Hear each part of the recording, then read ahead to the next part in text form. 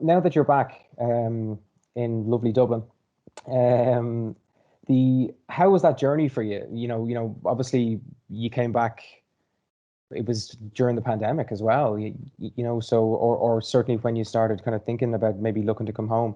How was that journey at the time, and how was your experiences with that? So I suppose I've been planning to come home for a few years, but 2020 was the year that I'd earmarked, and obviously, unfortunately, it coincided with the pandemic. Um, I suppose my main fear of coming home was being unable to secure a job, and especially in a pandemic.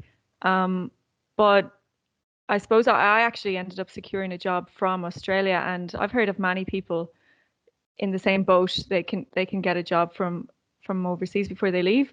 Um, but even on the ground, now that I'm here, I hear that there's many opportunities in the country. But yeah, the pandemic didn't impact me too much, to be honest with you. I had to jump through a few more hoops to get home from Australia because they're Yeah. very strict about it over there, and you had to prove that you weren't going to come back, pretty much. Right. Um, so yeah, for me, it was easy enough. It is quite daunting, having spent 10 years of your life in another country to come home for good. That in itself is daunting, whether it's a pandemic or not. But I mean, I don't know if I've been lucky or what, but I've had a very good experience overall.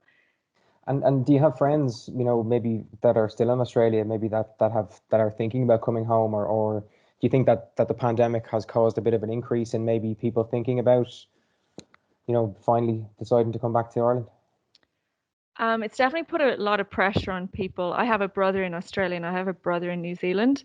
I have many Right. friends, Irish friends, still in Australia, and some who've also come home this year. The pandemic is putting a lot of pressure because before people would justify it with saying, "Oh, it's only a flight at the end of the day," whereas nowadays you can't come home. Yeah. So it's putting a lot of stress on people, and I'm quite worried about people over there. But hopefully now, you know, we'll get out of it in a few months, and people can come home more freely. But yeah, I do believe people are definitely choosing to come home. They can see the lifestyle in Ireland um, is good, and if you live in Dublin, the weather's not too bad. Right. Compared to Galway. Yeah, yeah, definitely.